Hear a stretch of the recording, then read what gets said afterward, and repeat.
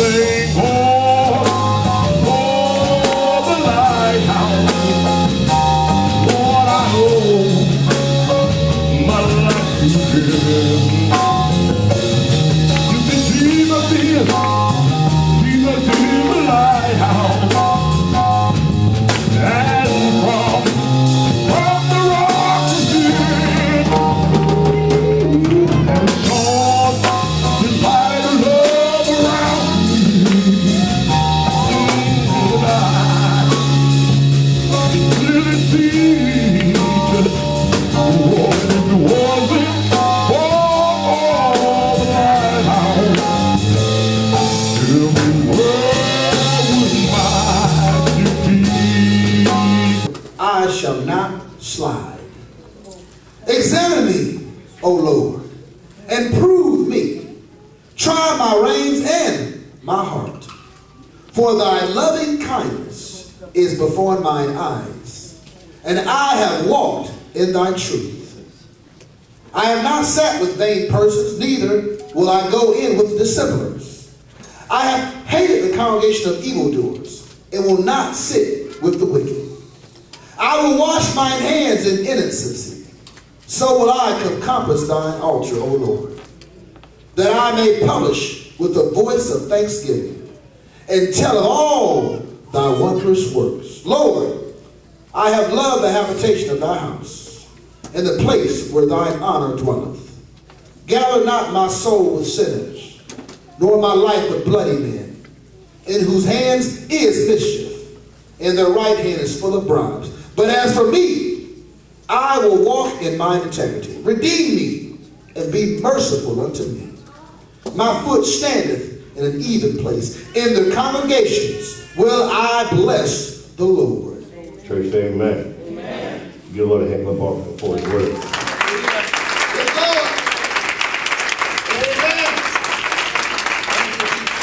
David is saying, judge me, Lord. I walk in my integrity, innocence. I've trusted in you. That has kept me from falling when I put my trust in you. David said, examine me. Try me. Prove my heart. Search me, Lord. Examine me through and through. Allow me to be tested. Thy loving kindness is before my eyes, and I have walked in your truth. David said, I have not sat with vain persons. I just don't go out there and fellowship with anything and with anybody. Idolatrous people. I don't go where those who want to cause discord and division. And I hate the gathering of evildoers and those who sit with the wicked. David said, I don't sit with the wicked. He says, I wash my hands in innocence. I will surround, compass the altar. I will publish the voice of thanksgiving, and I will testify of your good works. I love you, Lord. I love to dwell in your house. I will not gather my soul with sinners, nor with bloody men that seek to hurt other people, and whose hand is mischief, and their right hand is full of bribes. I don't want to walk with those types of people. But as for me, I will walk in my integrity. Redeem me. Be merciful unto me. My foot standeth in an evil place, in an even place. My foot is settled. I'm not lukewarm. Okay. But my foot standeth in an even place. My mind is made up in the congregation. I will bless the Lord. Yes. Church, I feel a virtue. I feel a virtue. In the congregation, I will bless the Lord.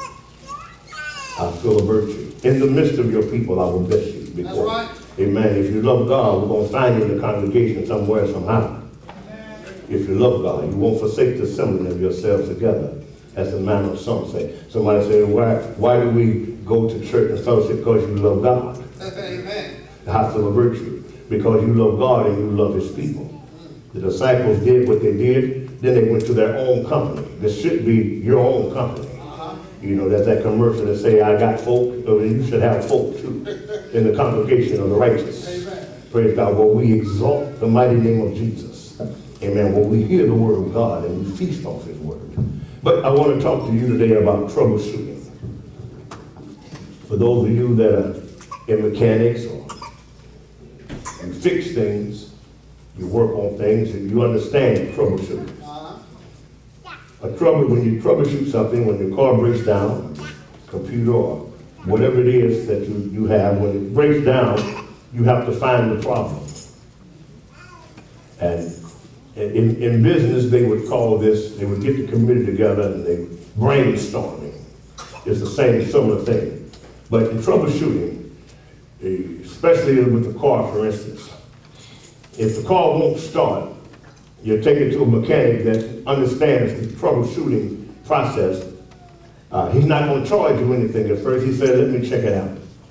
And he'll start with the simplest things first.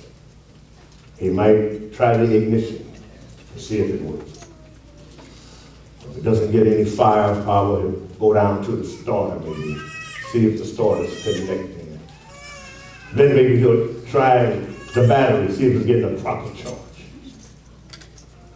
And depends on the vehicle. It may be an electrical box or a brain box that's gone completely out and nothing can work without it. And if the mechanic doesn't know to troubleshoot it and check it, he will have you buy everything new and it still won't work. See, if you don't know how to troubleshoot, you'll change a lot of things and you still won't work. I feel a virtue. It's still, something will still be wrong. And then, you know, it depends on what it is. Brake system, they'll try this first, and they'll try that. And they'll go down the line, the list of possibilities, and they will eliminate it. And sometimes they will find other problems, but it's not the main problem. But they'll also suggest you need to get this fixed too, so that when we correct the main problem, it won't reoccur. And then in troubleshooting, especially with automobiles, though you got to know about it, they always suggest, and I could imagine this is in technology as well, if you replace one thing that is empowered by something else, they say you might as well replace the other thing too. That's right. They say that if you replace most of the time the alternator, most of the time, am I right? They say you should go ahead and replace the battery too, in most cases, if the battery is not new. Back in my day, we would fix the starter, but instead of changing the whole starter, we just changed the cylinder, little thing on top of the starter, and put it back on the old starter. And the mechanic would tell you, well, it'll go for about 6 months or so. It'll drive, we just want it to drive, but it'll go out again. And back in my day and time, when we would change the transmission, instead of replacing the whole transmission, there was just a little cylinder on there also, we would replace and then put it in. But it wouldn't last, it wouldn't last. But troubleshooting. And so, in some vehicles, you go down and you change the flywheel or whatever. They say, well, since you done got this far, you might as well change the timing chain or your belt. Or you done got this far, you might as well change your water pump. They troubleshoot. And they'll keep this up until the engine light go out. How about that? Then you know all is well. I want to talk about the troubleshooting of the soul. David said, troubleshoot me, Lord. Examine me. Try my heart. We need to brainstorm within ourselves. We need troubleshooting. You got an attitude. Well, let's troubleshoot it. The attitude may not be as you think.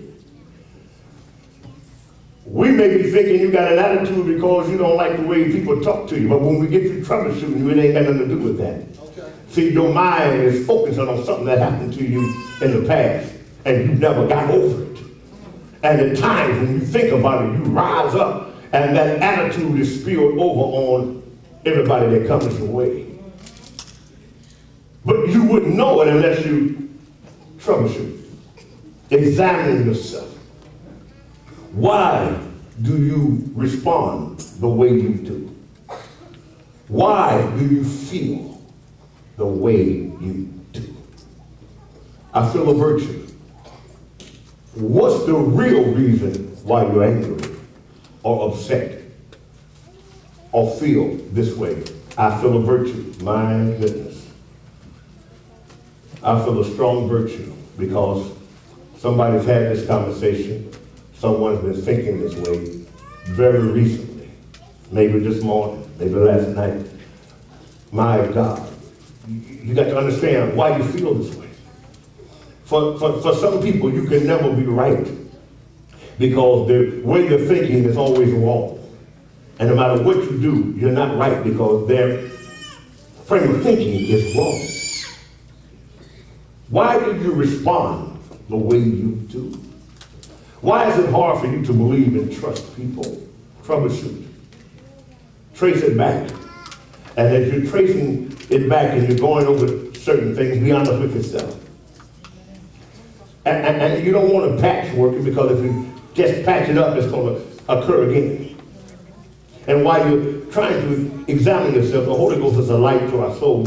You might find another problem there. Don't overlook it. Deal with it. That's right. Because sometimes the problem is not what's at hand, but it's behind that. Many times when you find yourself overcoming something, and you got delivered from something, and as soon as that's removed, something else pops up that you didn't even know was there. Because that one problem you were dealing with was covering you up from seeing other problems. And so you see that I got delivered, but I'm not feeling right. I still got problems. You still need to keep troubleshooting because you have not found all of the error in your spirit. You see,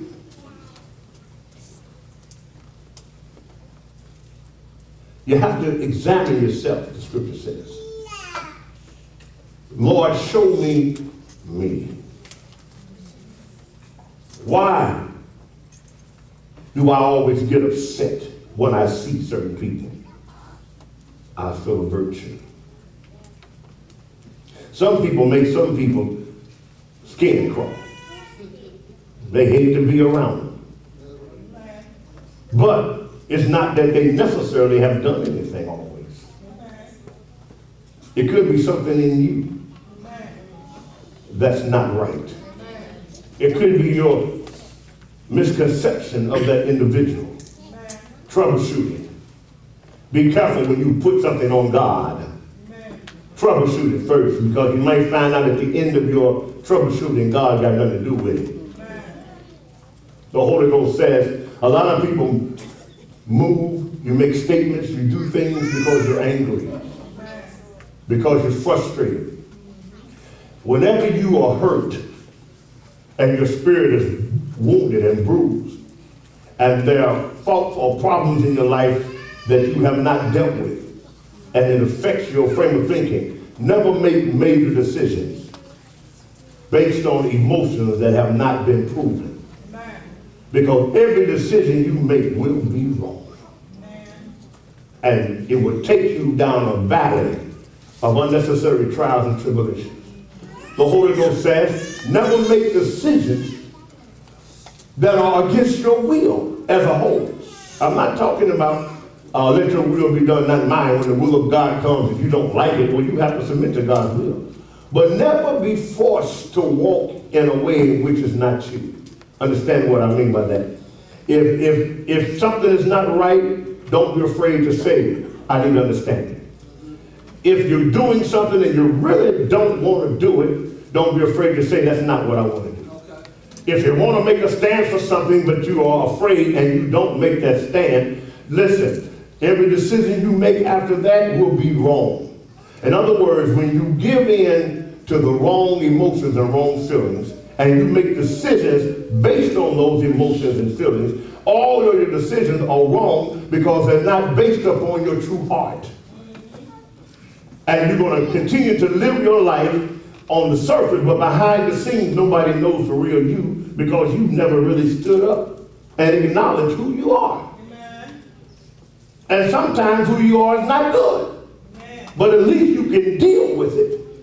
But when you overlook the flaws in your character and you continue to live, eventually when the time is right, it will bring you down. As it did Solomon, as it did Solomon, and as it did Samson.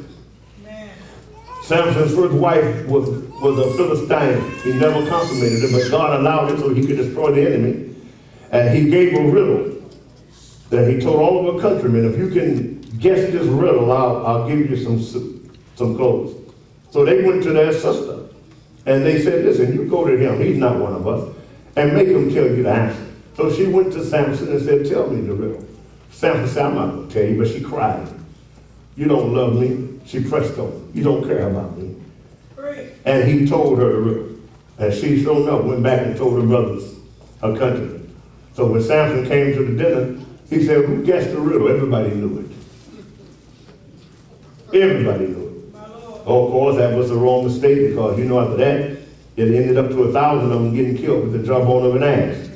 But nevertheless, years later, he met a woman named Delilah, some 20 years later almost. And he fell in love with her. She wasn't the right woman. She wasn't good. And the Philistines once again said, we'll give you money to find out where Samson's strength is.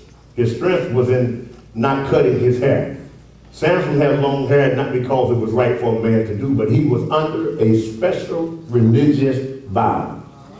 He was a Nazarene. A Nazarene was a man who took a vow of humility.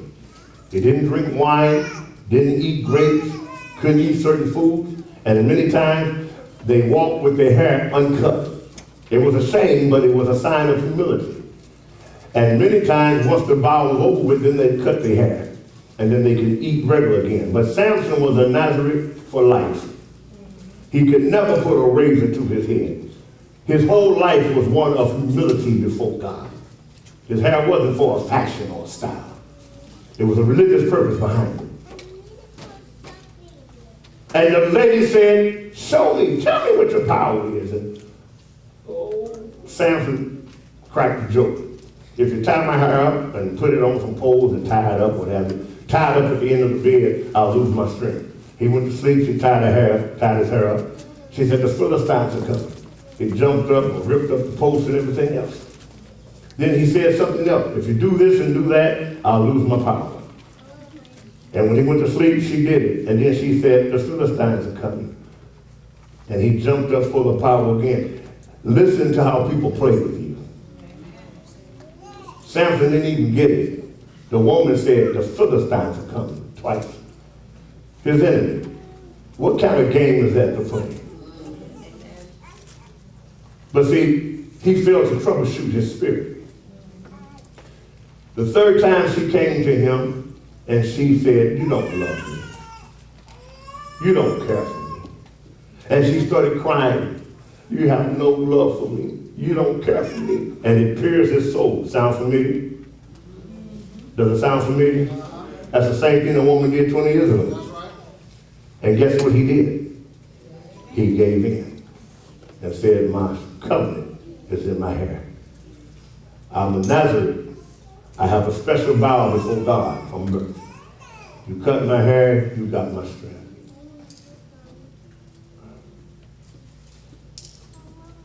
People, learn not to go to sleep in the midst of the enemy. Learn not to give your pearls before swine. Open up your heart before anybody, and then you go to sleep. He went to sleep, and she cut his hair. This time she said, the Philistines are coming, and she had him outside waiting. And when he jumped up, he had no power. They took him and put his eyes out. Of course, by the grace of God, he kept praying, God, remember me, and the strength came back eventually as his hair grew back. But if he hadn't troubleshooted his spirit, you get my point? Amen. When that one woman caused him to give in, if he had to fix his heart then, that would have never happened. So the Holy Ghost says, what is it that you have left undone? And you say, I'll deal with it later. No, no, no. It may be too late. Troubleshoot your spirit. Find out why you feel, think, act the way you do. And you might find out that when you replace one thing, you got to replace something else. Once you replace a wrong frame of thought, then you have to change the way you dress. I know that sounds strange, but understand. Some people, listen, if you ever watch the news of how the president candidates and everybody gives speeches, they have specialists on the side that read body language. And they'll ask them, what do you think about this speech? And they'll say, well, you can see in this body language that, or you can see, and you have people that actually, that's what psychiatrists do, psychologists will have you. They have been taught to read body language and gestures, even writings. If you're writing in a certain angle, that means a certain thing. Even how you sleep, they have a science for that. I feel a virtue. So understand, and the reason why I said maybe you have to change an attitude, and to make that attitude go away, you may have to change the way you dress. Maybe somebody's rebellious, or somebody's mad or angry, or somebody feels as though nobody loves them, they feel all alone, and they're very conservative dressers. So they decide, if I dress a little loose, maybe I'll draw attention to myself. If I can dress just a little loose, you know, and I feel free. And because they're not used to dressing that loose, maybe if they open up their collars just a little bit, it's liberal to them. Because it's not necessarily their spirit. And when they dress a little loose, they begin to act loose. Because the way they dress is portraying the way they're thinking. And it causes them to get into temptations or get into adventures that they should not have gotten into. And one day they decide in troubleshooting, that's the wrong frame of thinking. I need to live right and do what's right all the time. And when they correct that, and they say, oh, and let me change the way I dress. Because the way they dressed was ignited by the way they thought. So that's what I'm saying. Sometimes when you change one thing, you got to replace something else too. That was caused by the one thing that was off.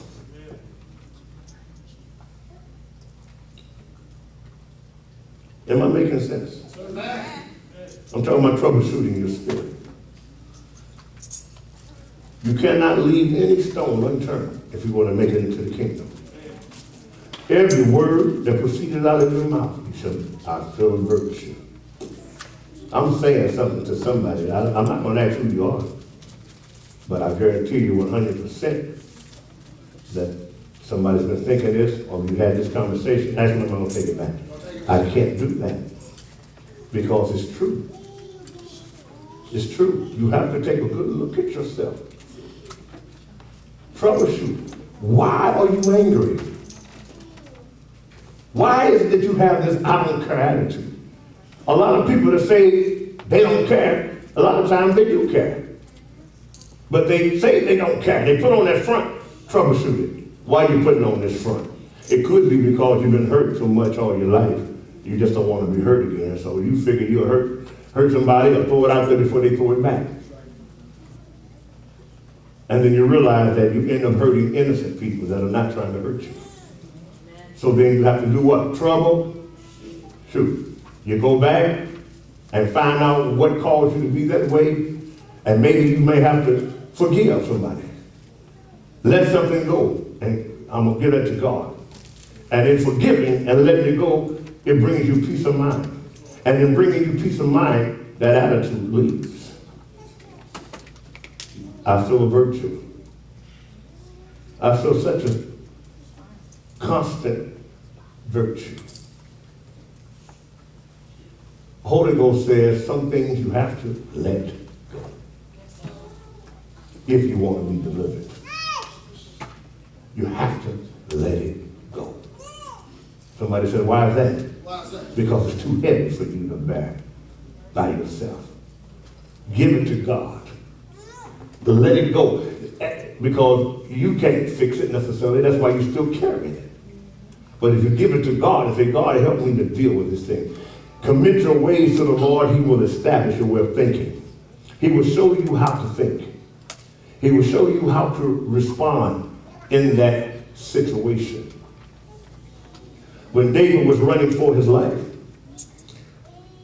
Absalom, his son, had took over the kingdom.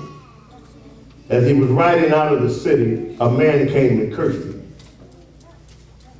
You dog, you this, just curse David out. And one of David's mighty men said, Lord, this man's cursing you. Let me go and slay this dog. Let me cut his head off. And the words hurted David, but David had to reason with himself. And this is how David eased the pain of this man cursing David.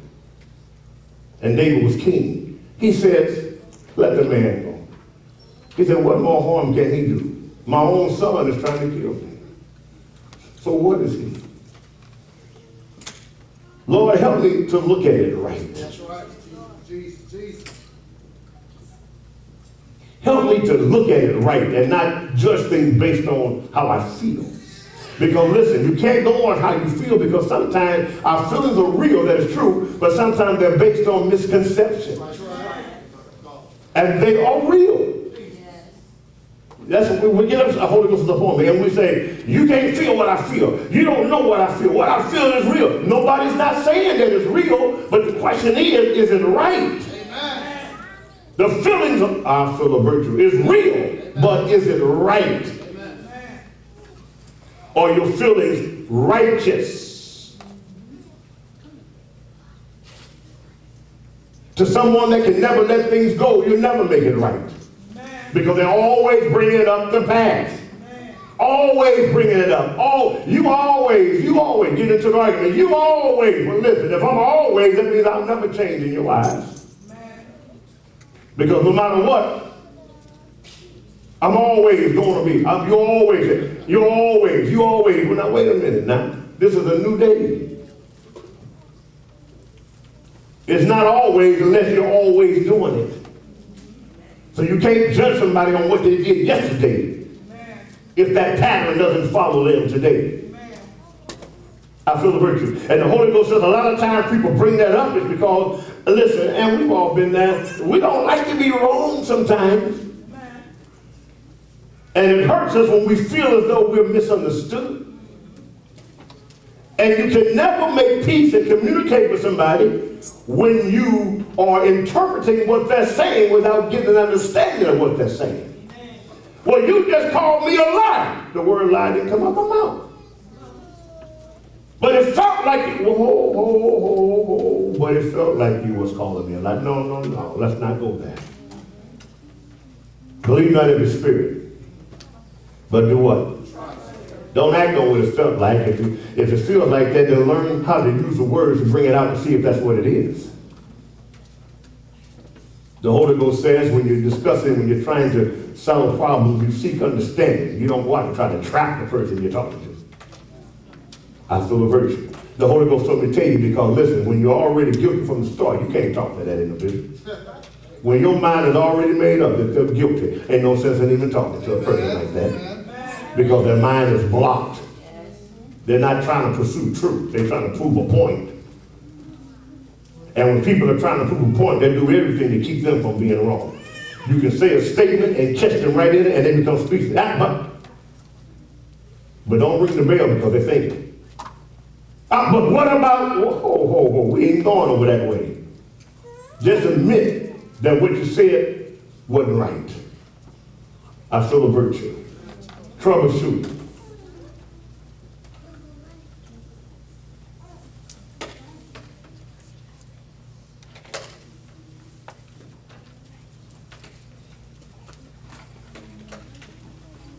We fight covetousness. We fight envy.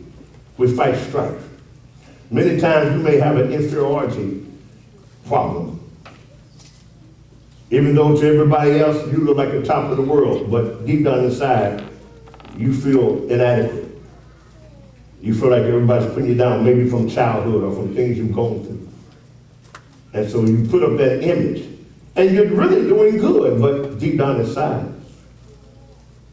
you feel like you got a point to prove because you feel as though everybody's putting you down. And this will reflect in your response. Anybody hearing me? This will reflect in your response. The brother may say, I help you, brother. I got it. I need all the help in the world. I got it. Don't worry about it. I got it because I'm inferior. And I don't want him to think I ain't able. But I need the help. But I'm not going to accept it. And I feel a virtue. He has done nothing wrong. I need to troubleshoot my spirit. Says, then why will I not accept it knowing I need the help? What's the real reason?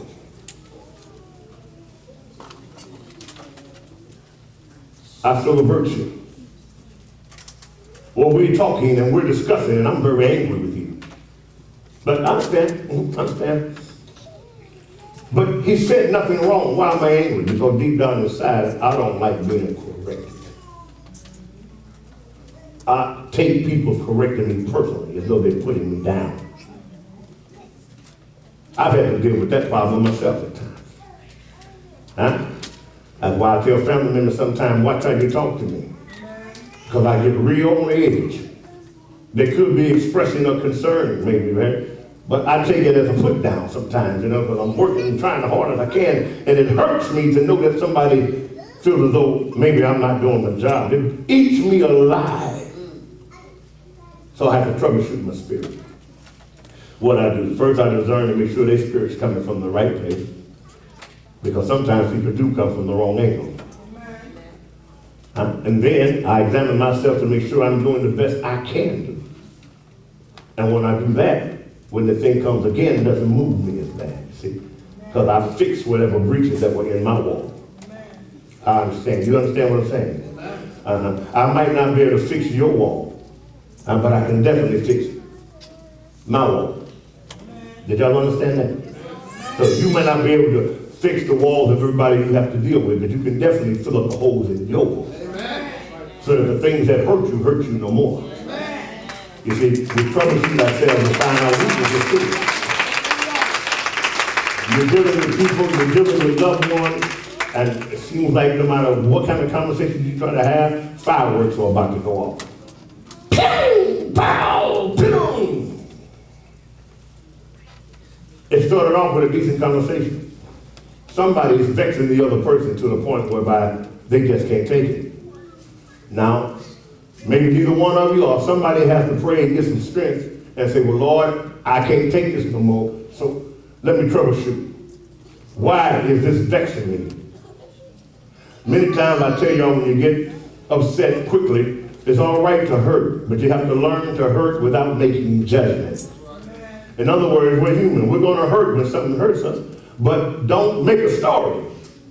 Find out if the hurt is warranted. You understand what I'm saying? Somebody says something and now I'm hurt. But we done created a story. They said that because, and because this, and that's why, and now we're angry.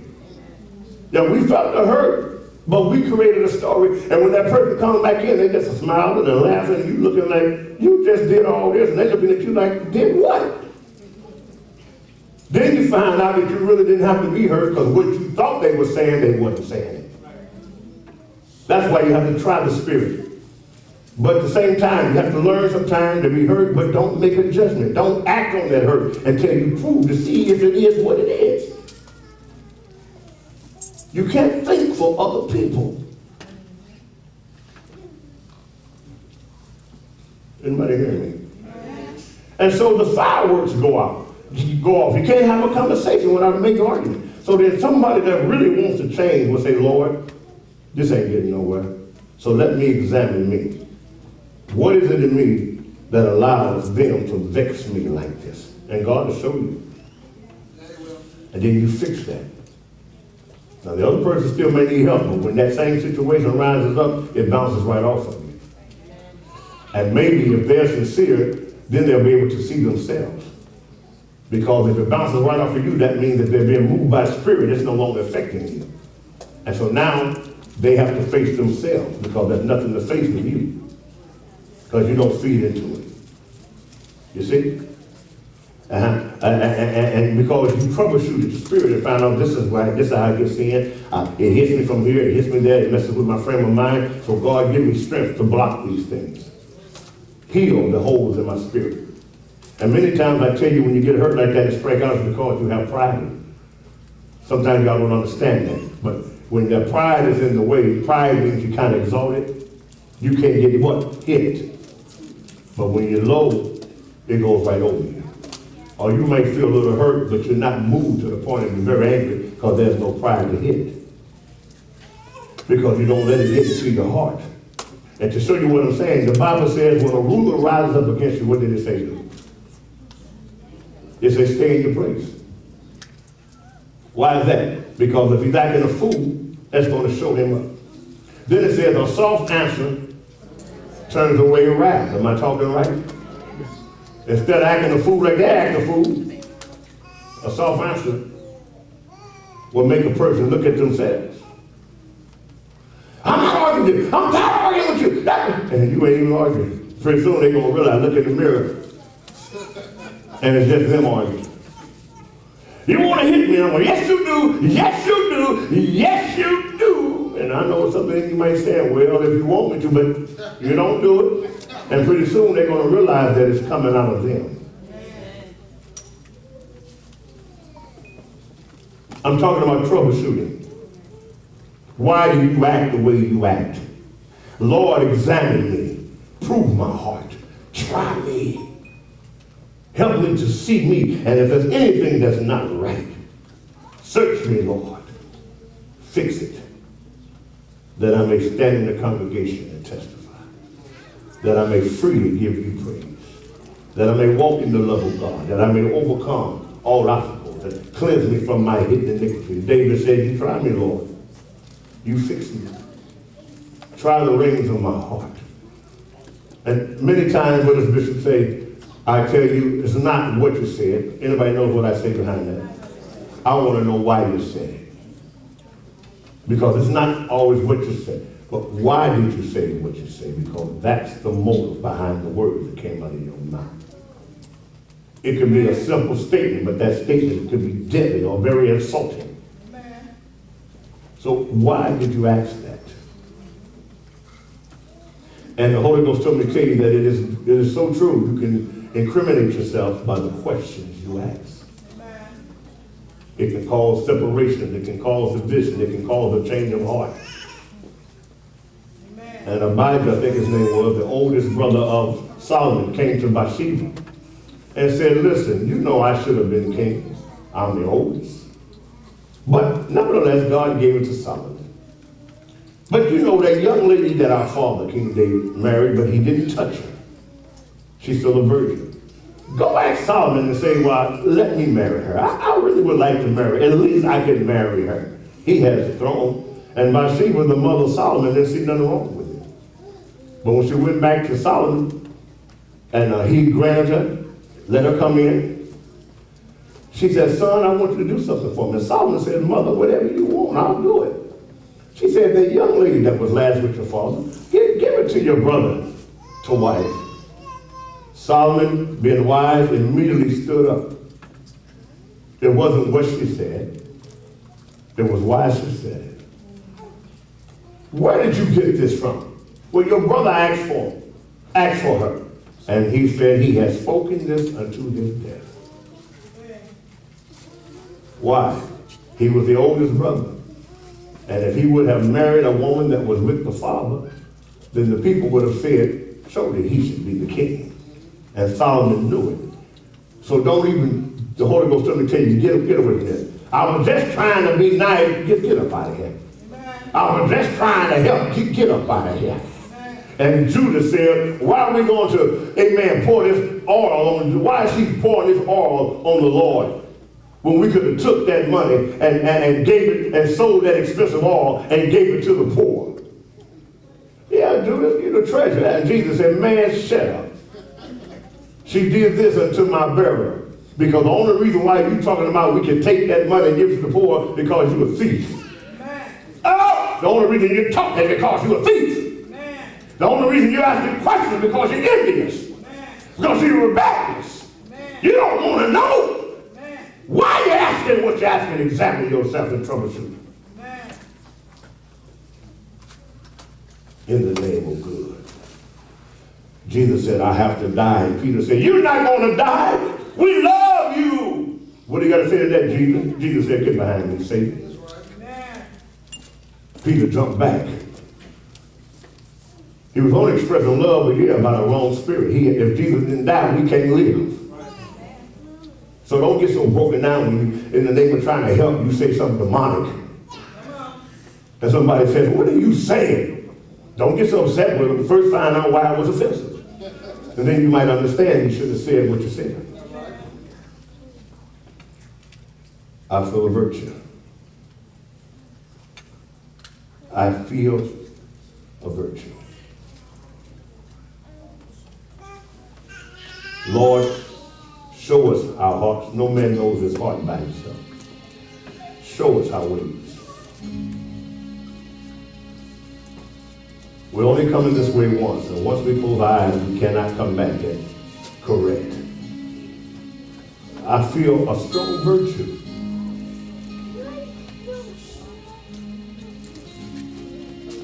Church, say praise the Lord. This virtue is so strong. Now, some of y'all been thinking this stuff. Yes, you have. Because it's too strong. Some of y'all been feeling this way. You've been thinking this way. But just don't accept every emotion, every thought, every feeling.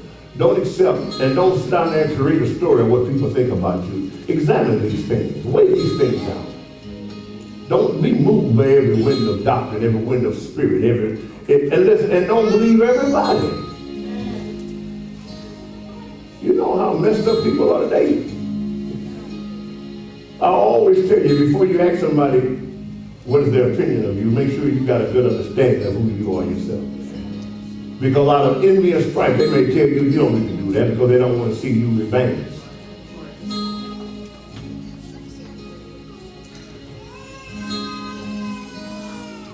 Troubleshoot. Why you feeling the way you feel? Why you talk and say and do the things you do? What does that look on your face? What does it mean? Somebody said a look doesn't mean anything. Oh? Somebody said, give me a Bible. Give me a Bible. I'm glad you asked.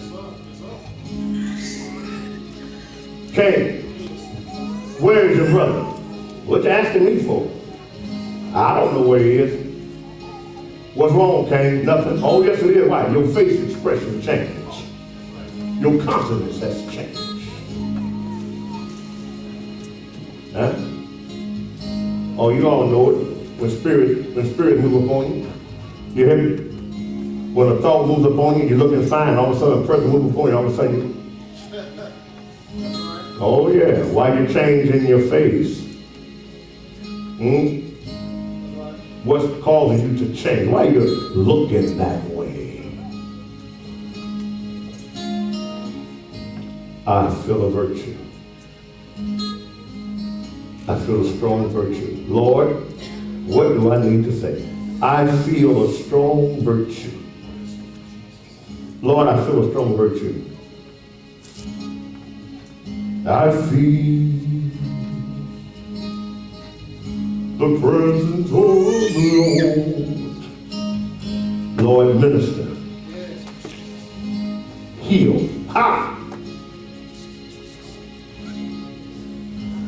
And help us to pull down every burden, every wall. Deliver us from hindrances, Lord. Help us all. Help us not to lie to ourselves, but be honest. Give us the strength to correct that which we know is wrong. The Holy Ghost told me to tell you, if you say you love God, stop going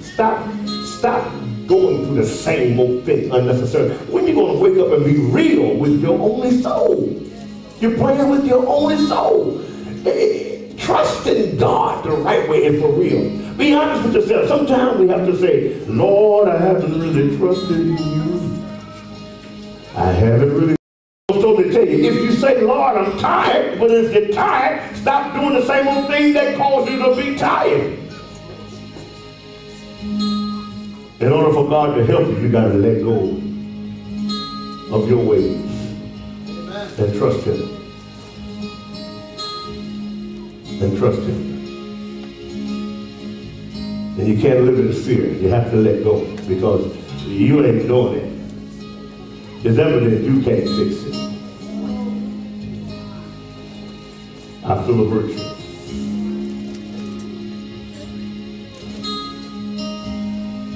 Thank you, Lord Jesus. Heal us, strengthen us. Help us not to live in the past. If you're constantly living in the past, amen, you can't see where you're going in the present.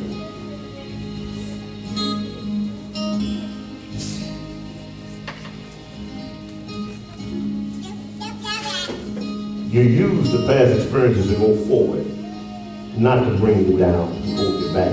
Because Jesus said that any man that puts his hand to the plow and does what, church? Look back is not fit to follow him.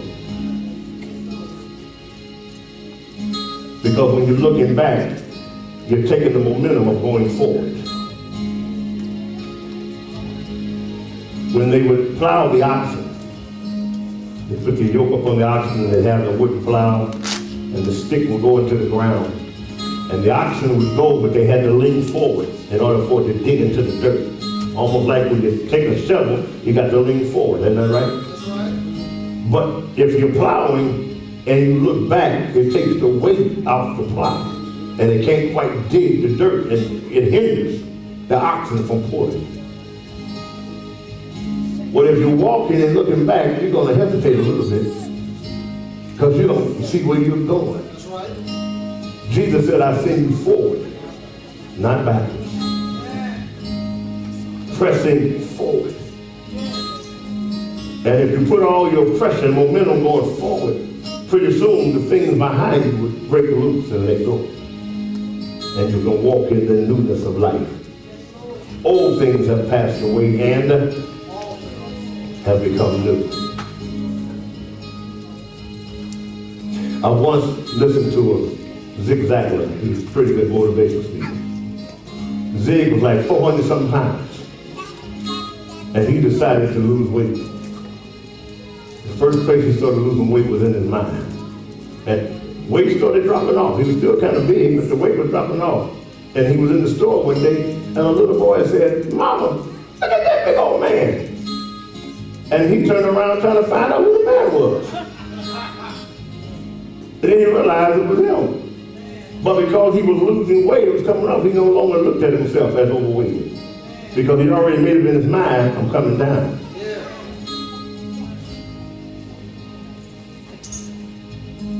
That's why I got the story about Houdini. I got it from old Zig. Houdini, the escape artist, could get away from anybody. Straight jackets in the air. So at a small town, the sheriff built a brand new jail. And they said, Houdini, we'll pay you so much money if you can come and break out of our brand new jail. He's kidding. So he came. They had the parade, they had the band. Sunday, Houdini came and marched him to the jailhouse. As soon as they left, took a little pen out of his mouth, picked the lock, it didn't go open. Picked the lock, it didn't open. For 30 minutes, he picking the lock. It didn't open. He said, I don't understand. And he leaned on the door and the door flew right open. And when the sheriff and the mayor or whatever came in, he said, I don't understand why it took us so long. And they said, Houdini, it was never locked. They never locked it. It was only locked in his, because they knew he can get out of it, so they never locked it. So they found a flaw in his mind, didn't they? He's good at unlocking things, but does he ever check to see if things are what they say they are? Anybody hearing me? You're locked down in your mind. You're set free in your mind. That's why the Bible says you got a problem with baking. Doc, what's the remedy? What's the prescription? Well,